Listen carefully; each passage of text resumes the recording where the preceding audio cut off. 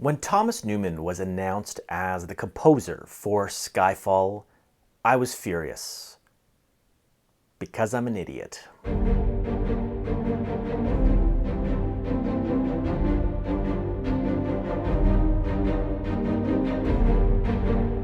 Welcome to Popcorn and Vinyl, the show dedicated to films, film score, and vinyl. And on today's episode, we're talking about Skyfall, composed by Thomas Newman. And as I mentioned in the opening, I was very disheartened when David Arnold was not announced as the composer. And I say I'm an idiot in that opening because, of course, Thomas Newman's incredible. He is one of the greatest, one of my favorite composers.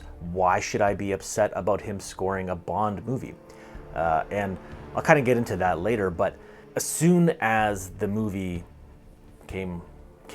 opened, I brushed aside any feeling that I had of any doubt or worry when it came to Thomas Newman scoring. Skyfall sort of reinvigorated the franchise within its own reboot after Quantum of Solace wasn't really as popular and as financially successful as they wanted.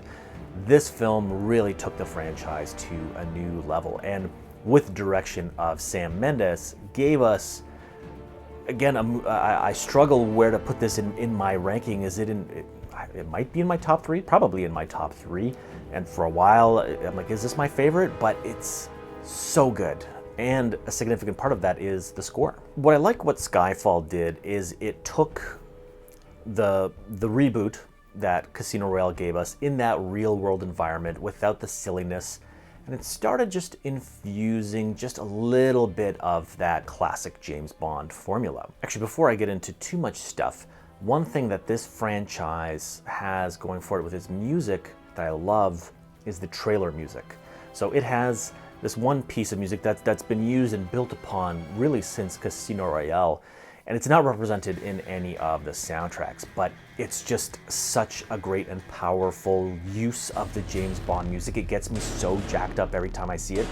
And then I loved in the Skyfall trailer, it had that build up, and then it had this little techno-y element that I tried to find just that piece of music for the longest time in some isolated score, and it took forever for someone to pop something onto YouTube, but I just loved what that trailer music did to this franchise, and it always made these films seem so exciting. I'm not going to get too much into the film aside from saying it's spectacular, it's visually beautiful, it has a fantastic story, great cast. I mean, awesome. I mean, what else can you say about the film? But the thing that really excited me, of course, is the soundtrack. This was the first Daniel Craig era Bond movie soundtrack that I got on vinyl, and finally something came out, and this came from a label that I was not familiar with and really still don't know much about, called Brookvale Records, and along with Sony Classical. But I have seen other pressings of the soundtrack as well, so I think other labels have had the license to print this, but I was very, very excited to finally get this on vinyl. So just starting off with the cover, there's so much great imagery in this movie. Sam Mendes is a genius with the visuals of his films. It's just such a strong image to start off with for the cover. And I even like the font on Skyfall. This cover is absolutely spectacular. The back cover, kind of similar along the lines of Casino Royale. We have a nice still from the film, which is from that great opening with just a little bit of light leak on his face. It's just cinematography out of this world. And again, pretty simple kind of back cover. Again, track listing, a little bit of credits. But then we get one of the coolest gatefolds I have ever seen. Have a look at this. No, that's not just an image of Daniel Craig. It's like a pop-up book. It's three-dimensional. This thing is just wow. I remember actually seeing this as a giant cardboard cutout in the movie theater. This was probably 14 feet wide, but such a cool gatefold that I haven't seen anything like that before. I'm sure it has been done, but just in terms of wow factor and impact, just poof, I love seeing that. So that's pretty cool and unique to my collection. It also comes with this fantastic book, which I think I've seen this as a cover with some of the pressings. I don't remember exactly, but I remember seeing this image around. And again, this has a whole bunch of great production stills from the film. There's not a lot to the booklet itself. There's not extensive liner notes. It's just a series of gorgeous images from the movie. So to me, it's a little bit preferable to a poster, like in Casino Royale, because I could kind of flip through it as I'm listening and take in the vibe of the movie, whereas I'm not going to just look at a poster. But very cool that this was included. So just packaging and everything with this album is chef's kiss, fantastic. And then we get to the records themselves. On disc 1, we get this very nice gold and black splatter. It's very nicely done. And then disc 2 is sort of the split color of gold and black. So it's kind of nice that we get two different color effects, if you're into that.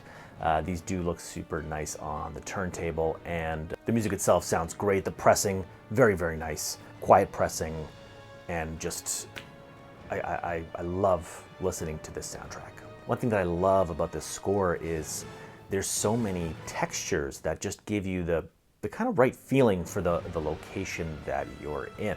One thing that I was surprised by is how well Thomas Newman handled the action sequences. Again, with kind of his filmography, he's not known as an action music composer, and the music he composed for the action sequences were stellar. They had a great sense of energy. He literally used the James Bond theme, and I feel like he really respected the material that came before him while still giving us a Thomas Newman type score. There are a lot of tracks on this album that are some of my most listened to tracks of all time. I wake up daily to Breadcrumbs because I just want to feel badass and James Bond every single day, so that's what wakes me up.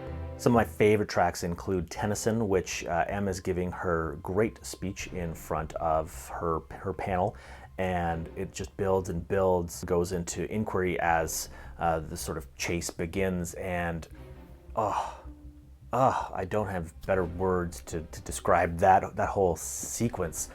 It's one of my favorite in the entire franchise. And then She's Mine is also a really great track that just builds and builds, and just a great score. Going back to my initial thoughts, I was an idiot for assuming Thomas Newman wasn't up to the challenge. Really what it came down to is I was upset that David Arnold wasn't getting the scoring gig, and I kind of knew it would happen because Sam Mendes always works with Thomas Newman, but in my mind, David Arnold was crafting a kind of journey for that character, and he was building it up, and it felt like there was a direction he was going, and then that was just kind of cut, and then Thomas Newman just kind of did his own thing, and it worked really well.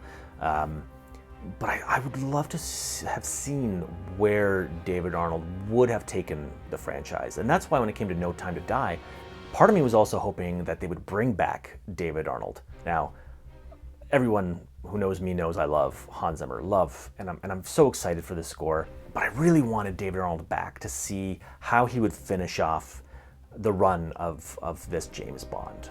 My hope is that when they reboot the franchise once again with a new actor, that they do bring David Arnold back. Because in my mind, David Arnold is sort of this generation's John Barry. And I know that's a big statement. John Barry is up here. I feel like for the franchise, there's John Barry, David Arnold, and a couple of random composers sprinkled in between. And a lot of those random ones, none of those are my favorites. Most of those I don't like so much. I won't even buy them, even though I'm kind of a completist when it comes to collections. It's just, I've had them in my hands and I'm like, well, I don't want to buy this. I'm just getting it to complete it. I don't actually like the music on here. In my mind, David Arnold kind of took that foundation that John Barry built and built upon that while giving his own kind of DNA to the franchise. So again, I'm hoping in the future he can pick up and continue that. And of course, some directors will bring in different composers along the way. I'm hoping he's just there every couple movies, even if you slot somebody else in. So there we have it, Skyfall, another incredible James Bond soundtrack. Thank you so much for watching. Please do give this video a like. and subscribe if you haven't yet. On our next video, we are going to be talking about Spectre, so be sure to tune in for that one. We'll see you next time.